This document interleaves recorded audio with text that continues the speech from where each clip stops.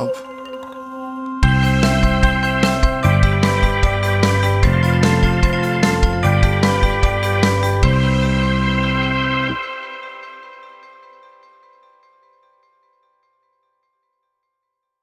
Hey everybody, welcome back to the Music Guide. This is episode 6. So ever since I started this thing, I've been getting a few odd messages from friends who've seen it, and they've been asking me, little tips and tricks and what they should get for their setups and things like that, which is really cool. I love that it's actually doing something. But one of the biggest questions I've been getting is what mics to choose, specifically whether to get a mic more suited to stage or a studio, to be more exact, a dynamic or condenser microphone. And there's a lot to cover with those two types of microphones because they're kind of built quite differently. So I want to sort of make this video to put it all to rest and sort of try and explain both can be used for studio and stage. You just need to choose carefully depending on what your source is and how you make it up. That's the more important thing, rather than segregating the two to their own domains. So I thought I would explain why they're different, what makes them different, and also what characteristics each one has because of the way they're made. I think that would be much better than just telling you which one is better for each individual thing, because there's so many things you can make up. It would probably be easier just to tell you what characteristics each one possesses. So here we go. These are the two microphones. This is the little Scarlett CM25.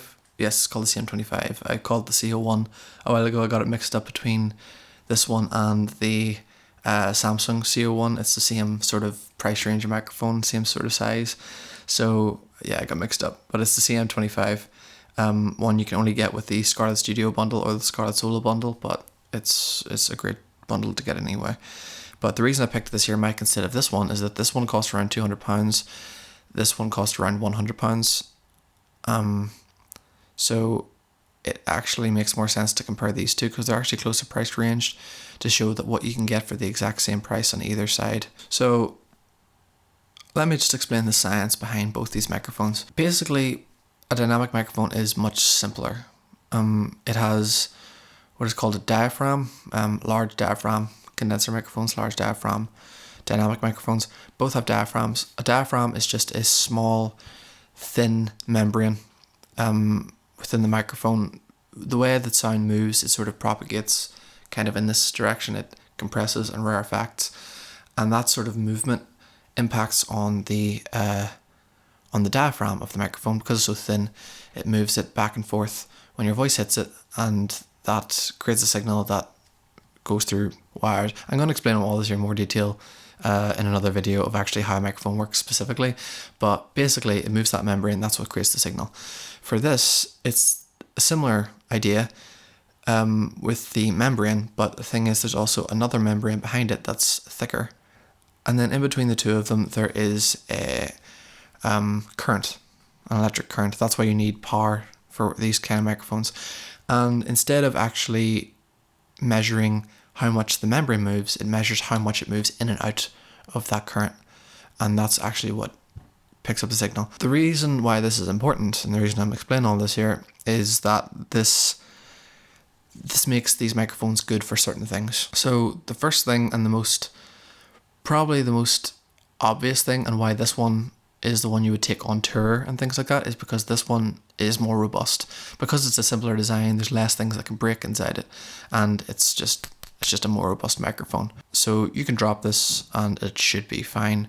So for a tour and stuff, it's actually much better and much safer to just take one of these, and then this here one could break quite easily if you dropped it. But then let's talk about the actual sound. So the way this is built, it makes it quite different sonically. So the first thing is that it is more sensitive and more detailed. What that means is that you don't have to be as close to this microphone. Like, look how far away I am from this microphone. I'm about a foot away, 8 inches to a foot away, and it's picking me up quite clearly. If I did it with this microphone at the same gain level, it would be much quieter.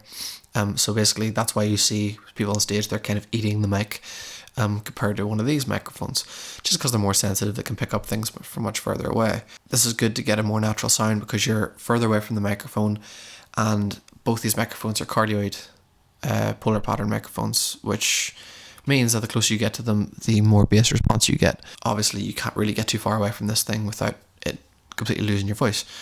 So that's the first thing. You can get a more natural sound because you're further away, and it sort of picks up more the nuances because it's more sensitive and more detailed. That's why it's used more for vocals and instruments in a studio, because it picks up the sort of small nuances, the breath noises that you want to hear in a vocal to make it sound more natural. So that's why it's actually used more for studio. Not to say that you can't get more detailed microphones like these ones. You can, but not to the level of this. Like, this here costs the same as this one.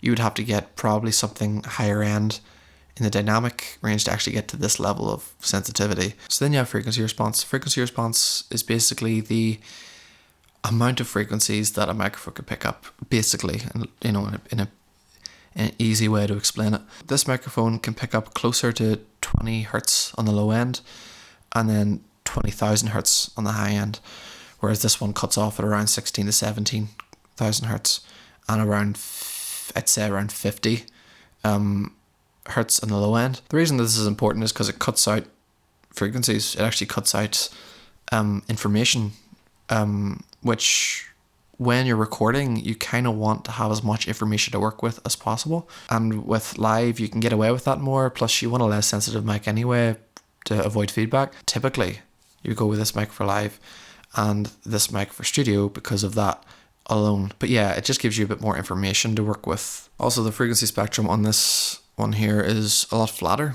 What I mean by that is that there's no exaggerated or cut out frequencies in the middle. So for example, there are boosts and there are cuts here and there, but not to the level of this microphone. And that can be a good thing, that this is flat, because it's more natural. It's more natural to what you hear. But also, this here has character. When you have cuts and boosts in certain frequencies in the frequency spectrum, it gives the microphone a certain character and a certain color. That's why people go for different microphones. That's why they have a big microphone locker in these big studios, to sort of get a range of sounds. That's also makes this good for capturing stuff in studio, because it captures a more natural sound.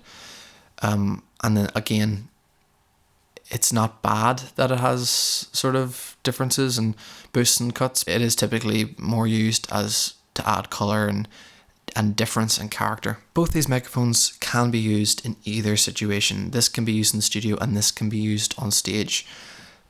The thing is, it more depends on what you're actually miking up.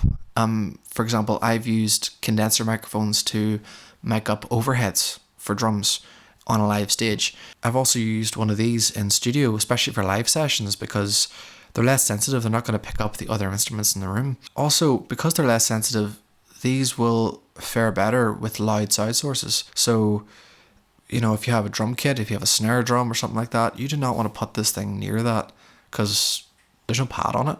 There's no way of actually turning down the signal. So you're going to blow out the microphone. So you need to actually have something that's a little bit less sensitive for that. So you use these kind of microphones on drums all the time in the studio. You use these here for overheads and certain other instruments, depending, for live situations. So there's no right or wrong really on like where you put this, but there is good and bad choices for what you put the microphone on. So yeah, instead of thinking of whether you're going to be playing live or you're going to be in studio, think about what you're miking up and what you need the microphone to do. If you need the microphone to only capture one source and cut out whatever else is in the room, or you need it to fare well in a place where you're gonna maybe be faced with feedback and other sources are actually playing out and you could loop back and feedback, then this here might be the best choice. If you're in a situation where you want a really natural sound, you want to capture all the little nuances of whatever you're recording, and you don't really have too much background stuff going on, this here microphone might be a good choice. Yeah, so hopefully this helped you guys out. If you want to say something, leave a comment. If you liked it, leave a like and subscribe if you have the time. And I will see you guys in the next video.